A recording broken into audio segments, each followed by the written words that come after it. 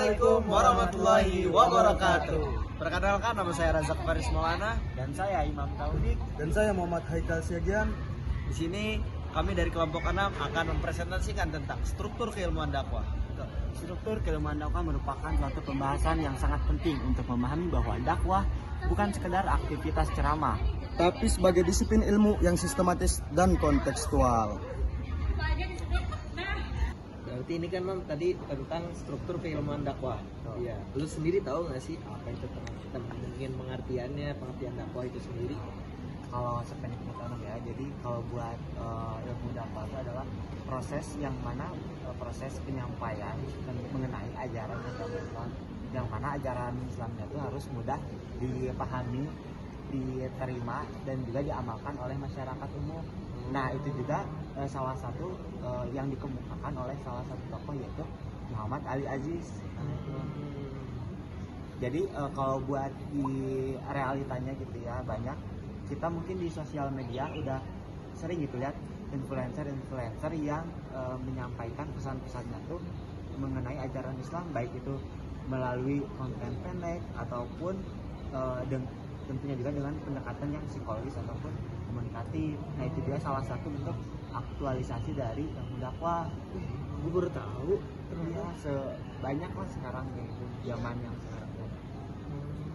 Nah dari lu gimana? Ada tambahan nggak atau?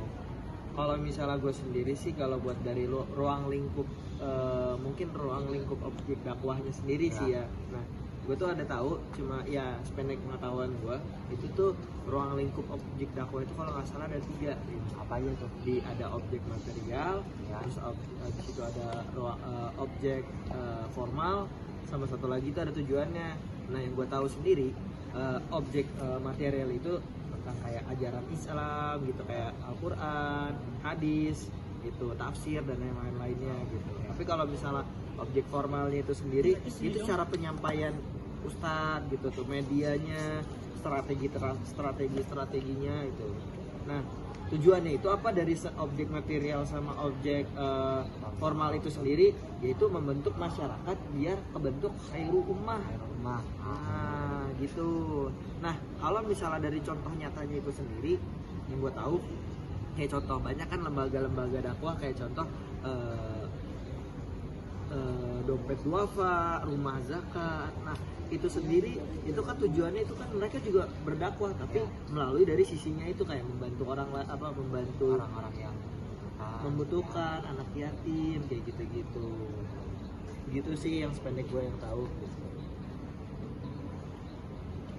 Oke, ada 5 unsur ilmu dakwah. Yang pertama, materi yang baik, subjek yang tepat, objek yang relevan, metode yang spesifik, dan tujuan yang konkret.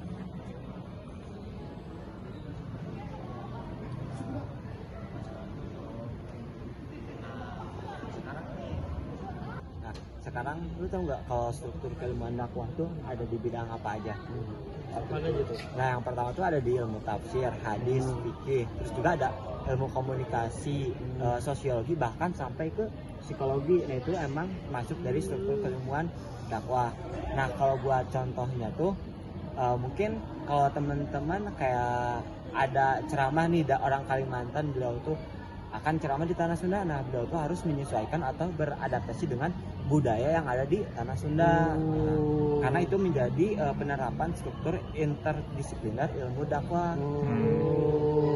Gitu. Berarti pentingnya tentang pengembangan ilmu dakwah ini. Nah, dakwah itu berarti bukan sekedar ceramah gitu, tapi juga gerakan sosial yang harus adaptif, efektif, dan berdampak nyata gitu buat lingkungan. Dan struktur keilmuannya juga harus membantu dai merancang strategi dakwah itu sendiri yang lebih terukur dan kontekstual. Mungkin demikian dari pemaparan kita dari kelompok kami, kurang lebihnya mohon maaf. Wabillahi taufiq wal hidayah. Wassalamualaikum warahmatullahi wabarakatuh. See you next time.